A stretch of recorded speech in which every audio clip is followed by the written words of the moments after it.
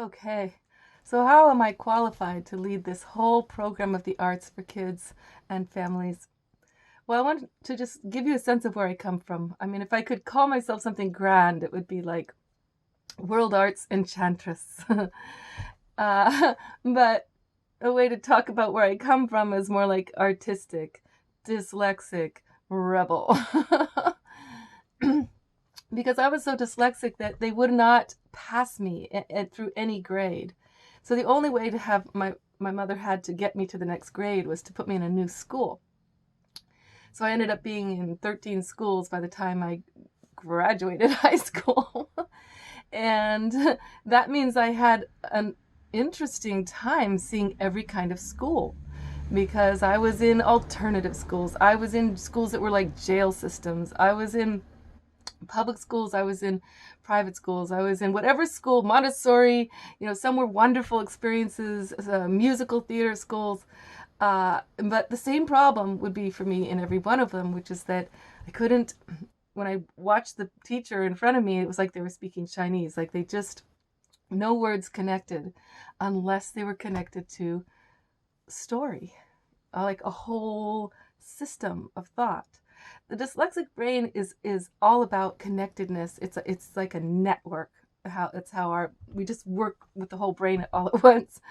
So if you break things into pieces and you try to give a dyslexic kid little pieces, this little kid will seem like a moron. They can't understand the simplest thing. And for me, it would be tears just streaming down my face. And I felt like they were trying to take a hammer to my brain and smash it into pieces and break it and tell me, now it's better. Here's a little piece of your brain. Now understand that. And I was like, why are they torturing me like this? And why are they saying nonsense? Why does nothing they say mean anything? So what I would do is I would just leave school. And this is another problem my mom had. Like she couldn't keep me in school. I would tell her I was going to school, I wouldn't go. And I would go through the college campus of Berkeley, California. I had backyards I would go in and skyscrapers I would climb and a bunch of little thieves I was friends with. And we would like steal our lunch and then climb up a skyscraper and look at the world. And that was basically my education was from street people, and it was from time alone, singing and dancing and painting and writing, and then trying to go to school. I mean, they caught me like trading drawings for answers. That's how I would make it through tests. And then I'd get these papers back saying F minus, big red circle. I was like, how can you do worse than an F? How can you get F minus? Well, sometimes I could get a D minus. That was like big deal, But to get that in every single, topic matter, except for if I was in the theater with them, then I would get the lead. It's like, how come this kid, is she a moron or is she just a rebel? She doesn't care what we're saying. She doesn't listen. But if I listened and listened and listened and nothing made any sense, I just felt my entire life was being wasted. So when I had time on my own, it was very fulfilling. It would be like traveling through these little, riverbeds in the campus, which were actually sewer systems. You're a little kid, you don't know the difference, I mean, just like meeting amazing people and singing and learning how to dance on my own to like the Beatles back then and Michael Jackson and then, finding my salvation in the arts. So what happened is at a certain point, my mother partnered up with an incredible woman who was a theater major from London, and she had an extraordinary improvisational theater company for kids.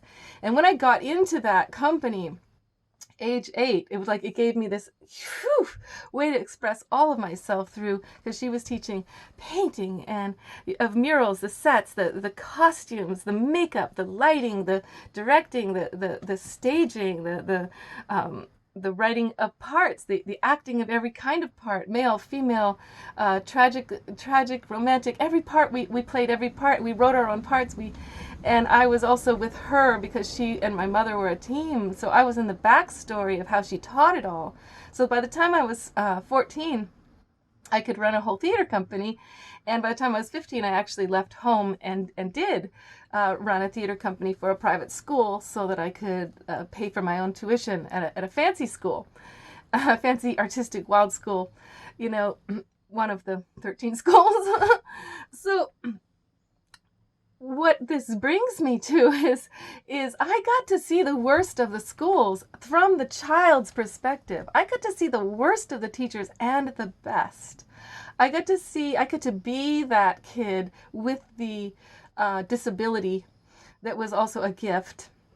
And by the time I ran my own school, the Art Bridge Center for the Five Arts, oh my God, like all these kids were coming who were traumatized by the school system. Their magic was gone, their hearts were broken, socializing was a lot of brutality and bullying. And it was about bringing them back. And what was so interesting was the arts so easily just heal. You know, I remember one kid came and he loved music and he was terrified from his schooling experience he just had. And I just said, be our DJ. And we'd set him up with his own little sound system and all of his favorite music. And I said, just play it all day. And all the kids loved it. And it was world music. He had amazing taste. And, you know, one after another, these kids with spiritual heightened abilities that were like where they could see things and understand things from a deep perspective.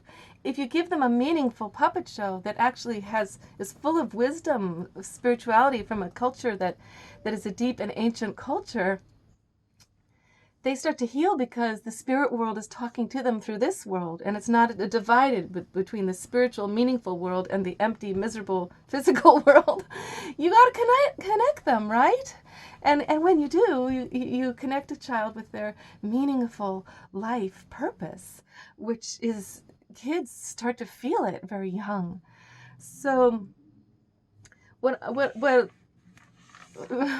that gives you a sense of, I mean, I worked with kids for 30 years. I was a nanny. I was also a nanny the year that I was teaching, running the theater for Maybeck High School. I started with little infants. I went on up to every age of kids, teaching expressive arts and theater and dance and painting and writing and acting and visual art, and loved it. Loved kids. Loved them until I could run my own school, you know. What am I going to do for you now is very unique. I mean, I burnt out after I ran my school. It was an epic journey, one of the best I've ever done. I mean, when I grew up in the theater, we had put on about 26 original musicals by the time I was 14 in beautiful black box theaters, packed houses, and absolutely powerful theater with real magic and stories that we connected with and characters that were wild and crazy and improv acting that was hilariously funny. So when I ran my own school, what I did was a lot of puppeteering, because I found that if I started with a puppet show where the characters came to life, and then suddenly Grandma's there and she's playing her violin, Mother Earth is there, and it's this well-known speaker who's the dancers, the goddesses, puppets come in, and then a real belly dance troupe comes in dancing. The gods are talking about the fire in the heavens, and then we have fire dancers. This combination of bringing the puppets to life and be able to facilitate a very complex story with the puppets was really freeing, because when you try to put on a whole show with all the kids having to remember lines, it's pressure on them. And the idea is that they should not have to please the adults while they are enjoying and expressing and exploring themselves. It should just be something they can get up on stage if they want, and they don't have to if they don't want. So if you do it with puppets, you can always fill in with a puppet if a kid starts to not want to get up on stage. So we put on about 24 musicals in the Art Bridge homeschool of the Five Arts. And wow, they were incredible. And they always were from, you know, St. Patrick Gets Lucky in India, combined two cultures, and the Beverly Hillbillies Springtime Love and Art Revival. Oh no, it was the Berkshire Hillbillies Springtime Love and Art Revival. It was hilariously funny. We had